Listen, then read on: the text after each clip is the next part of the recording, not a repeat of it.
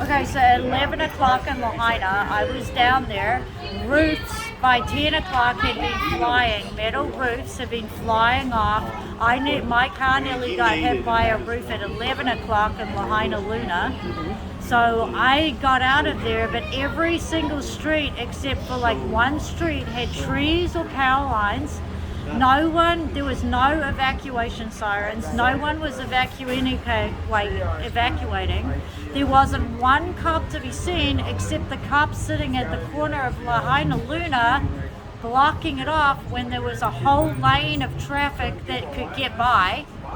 There was not one cop on any of the upper highway up to Napili directing any traffic whatsoever. And debris flying past. They were telling people in the afternoon to just shelter in place.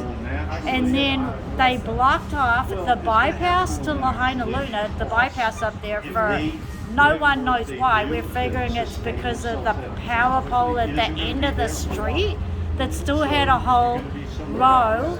So they blocked that off. And then for some insane reason, and they were letting tourists through to West Maui this whole time. And then in the afternoon, when the fires kicked off at the beginning, which there was a man in the grass and a plume of smoke, and then 5 foot of the grass in a perfect line caught on fire, and this guy emerged from the line of fire up on the bypass and started taking pictures of it.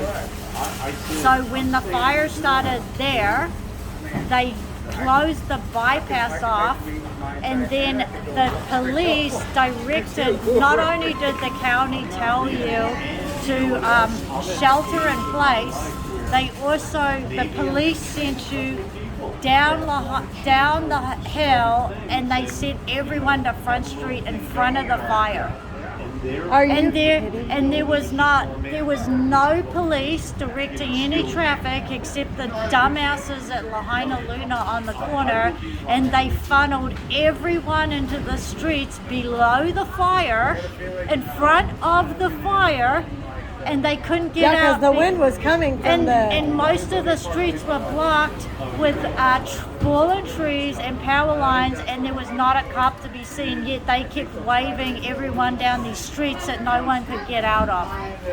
Wow. And then it gets better. So there's still, hey, I'll be so then still there's no evacuation sirens, there's no sirens from the police. Police aren't telling anyone to get nothing. Then that's in the afternoon, I'm coming back into Lahaina, and it's back-to-back traffic all blocked in. There's a dreadlock coming in and going out. No one can move out of Lahaina whatsoever. Suddenly the flames start shooting up in front of my car. There's poles snapping on the highway right next to our cars. I turn around when I see people running with their pets towards me. I turn around off-road, drive over a power pole to get out of there, screaming at people to turn around. Guess who comes past me as I'm pushing dogs and people into my car?